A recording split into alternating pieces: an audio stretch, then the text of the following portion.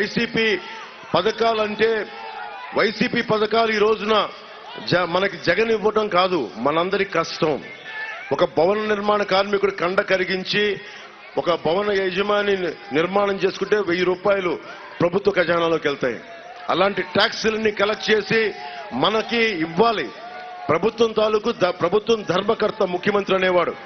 అక్కడ ఉన్న బ్యాంకులో డబ్బులు పెట్టుకుంటే అది బ్యాంక్ మేనేజర్ డబ్బులు కాదు. ఓకే, మాకు వడ్డీలు కావాలి. ఎవరికి వడ్డీలు ఇవ్వాలి అంటే, ఎవరికి ఫైనాన్స్ ఇవ్వాలంటే తిరిగి పే చేసేవాడికి ఇవ్వాలి. ప్రభుత్వం చేయాల్సింది అంతే. అంతేగాని జేబులోంచి డబ్బుల్లాగా అందరికీ తీసి మేము వాడుకుంటాం, మా ద్వారంపూడి చంద్రశేఖర్ రెడ్డికి వాడుకుంటాం, మా మిథున్ రెడ్డి గారికి వాడుకుంటాం, మా పెద్దిరెడ్డి గారికి వాడుకుంటాం. అటవీ శాఖ మంత్రి పెద్దిరెడ్డి గారు రాష్ట్రానికి ఒక్కసారన్నా వచ్చి మన కొల్లేరు వైపు చూశారా? వచ్చి మాట్లాడారా? ఒరిస్సాలో ఉన్న బర్డ్ శాంక్చురీ లాగా ఎందుకు చేయాల? ఎందుకు పర్యాటక రంగం మనకి ఎందుకు ముందుకు తీసుకెళ్ళా? పర్యాటక రంగం వస్తే బోళ్ళంత డబ్బులు వస్తాయి కదా మనకి. బోట్లు, షికార్లు, బిల్డింగ్లు అన్ని కూర్చోబెట్టంటే స్థానిక యువతకు ఉపాధి అవకాశాలు కలుగుతాయి కదా, ఎందుకు చేయాల? ఎర్ర చందనం కొట్టుకుంటా బిజీగా ఉన్నప్పుడు మన కొల్లేరు గురించి ఆలోచించే సమయం వాళ్ళకి ఎక్కడ ఉంటుంది? ఇవన్నీ మీరు ఆలోచించుకోండి. మీ భవిష్యత్తు కోసం వచ్చా. ఇంకొకసారి దోలెక్కి కొట్టుకుంటున్నా, బాగా దోలెక్కి కొట్టుకుంటున్నా దూలం నాగేశ్వరరావు గారు కావాలా? ఏం దౌర్జన్యం చేస్తారా వీళ్ళు? అంత దూరం ఏం చూసుకొని అని మీరు ప్రత్యేకించి పెట్టి పుట్టారా? భయపెట్టేస్తారా? సమాజం మీరు ధైర్యంగా ఉంటేనే సమాజం నిలబడద్ది. ఎరుపు జెండా నా ఇష్టంతో నా మీద విసిరేయటం కాదు.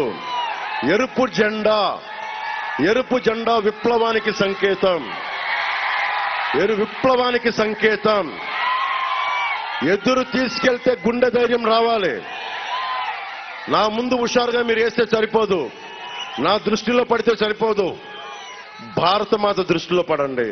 ఆ ఎలుగెత్తే రెపరెపలాడుతున్న మువ్వెన్నెల జెండా దృష్టిలో పడండి.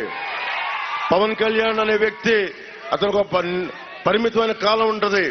భగవంతుడిచ్చిన ఆయుస్సు ఉంటుంది, వెళ్ళిపోద్ది. కానీ మీరు నిరంతరం సాగాల్సిన వాళ్ళు. మీరు ఆలోచించుకోండి. భయపడకుండా బతకండి. అదొక్కటే నేను ఇవ్వగలిగేది మీకు. మిగతా సమస్యలన్నీ తీర్చే బాధ్యత కూటమి ప్రభుత్వానికి.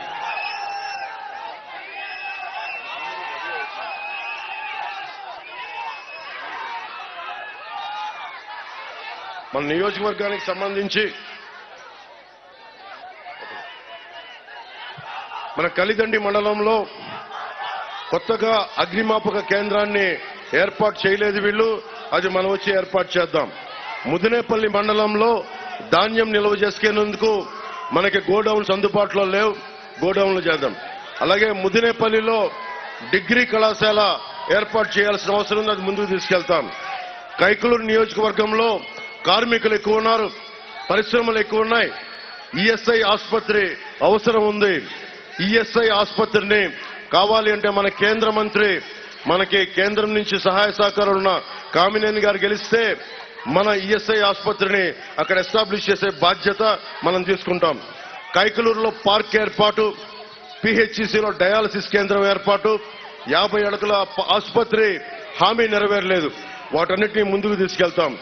పేరూరులో పోలరాజు మెయిన్ డ్రైవ్ పై వంతెన కూలి, చిన్నపాటి వంతెన కూలి 3 సంవత్సరాలైనా పట్టించుకోవాలా. చాలా సార్లు మన జన సైనికులు కూడా వంతెనలు కూలిపోతే పోరాటం చేసిన సందర్భాలు ఉన్నాయి, కొడితే ఎదురు తిరిగిన సందర్భాలు ఉన్నాయి. మనం వచ్చి అలాంటి చిన్న చిన్న మౌలిక వసతులు, చిన్నపాటి వంతెనలు, కల్వర్ట్స్ ని అన్ని జాగ్రత్తగా మనం నిర్మించుకునే అవకాశం ఉంది. కైకలూరుని పంచాయతీ నుంచి నేను మనం చెప్పాను వారాహ యాత్రలో కూడా, కైకలూరుని పెడన, బందర్ వీటన్నిటిని కూడా కూర్చోబెట్టి చతుర్ముఖ నగరాలుగా తీర్చిదిద్దాలి. మన పంచాయతీ నుండి దీనిని మున్సిపాలిటీగా మార్చాలి. అవసరమైతే కేంద్ర నాయకత్వానికి చెప్పి, కామినేని గారికి చెప్పి దీన్ని ఒక స్మార్ట్ మున్సిపాలిటీగా చేయాల్సిన అవసరం ఉంది.